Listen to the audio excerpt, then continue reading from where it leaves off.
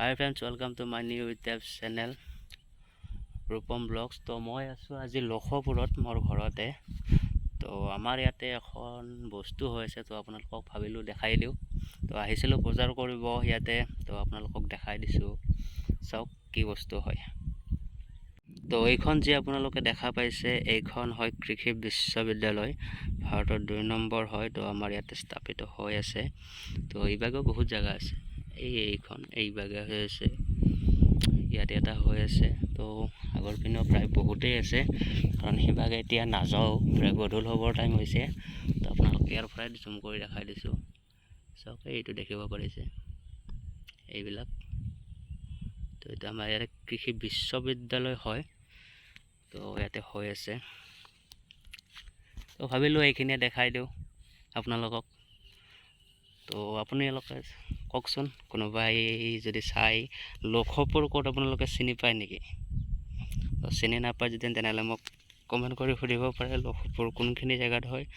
তো আপোনালোকক মই কৈ দিম। চাওক মই বজাৰ কৰিব আহিছিলোঁ, এয়া বজাৰ ইয়াতে আছে মনাত। তো ভাবিলোঁ ইয়াতে অহা দেখি আপোনালোকক দেখাই দিওঁ।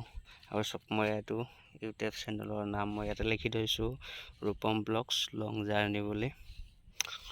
এইখন দিয়ে পূৰা গৈ থাকোঁ। তো এটা কথা কওকচোন আপোনালোকে, মোৰ মডিফাইটো কেনেকুৱা লাগিছে গাড়ীখনৰ? ধুনীয়া একদম, পূৰা হাৱা আহি আছে, যাবই মন যোৱা নাই ইয়াৰ পৰা। তথাপিতো থাকিলেতো নহ'ব, শিয়ালে খাব ৰাতি। তো বলক বেছি দেৰি নকৰোঁ, যাওঁ ইয়াৰ পৰা।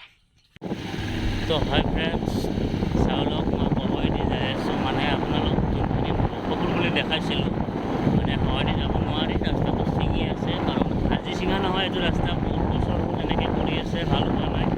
তো তাৰ কাৰণে এনেকৈ নদীৰ পানীতে ঘূৰিব লগা হৈছে। তেনেকৈ নদীৰ পানীতে ঘূৰি ঘূৰি আহি আছে, পূৰা একদম লাইট জ্বলাই মস্ত আন্ধাৰ। কিন্তু হয়তো আহি ৰাতি মানুহে বহুত ভয় কৰে, ভয় কৰিব, কাৰণ ইমান জংঘল। এতিয়া ইমান দিনতো মানে আন্ধাৰ দেখা হৈ আছে, আৰু ৰাতি নহ'বনে? এইটো নদী হয়। এইখনত মই পঢ়িছিলোঁ আগতে, 3 নং লখপুৰ। এনেকৈ আহি আৰু মোৰ সেইখন গাঁও পূৰা দেখিব পাৰিছে। সেই আপোনালোকৰ বিল্ডিংকেইটাৰ পিছপিনেদি মানে মোৰ ঘৰ আছিলে। তো সেইখনে মোৰ গাঁও হয়, আপোনালোকে দেখাই আছোঁ। জুম কৰিব নোৱাৰোঁ, গাড়ী চলাই আছোঁ। সেইপিনে গ'লে যাই পাম বাৰু। সেইদিনা আগৰ ব্লগ দেখা পাইছে আপুনি। আমাৰ এই পিনিটো মানে কিমান বেয়া, আৰু উপায় নাই।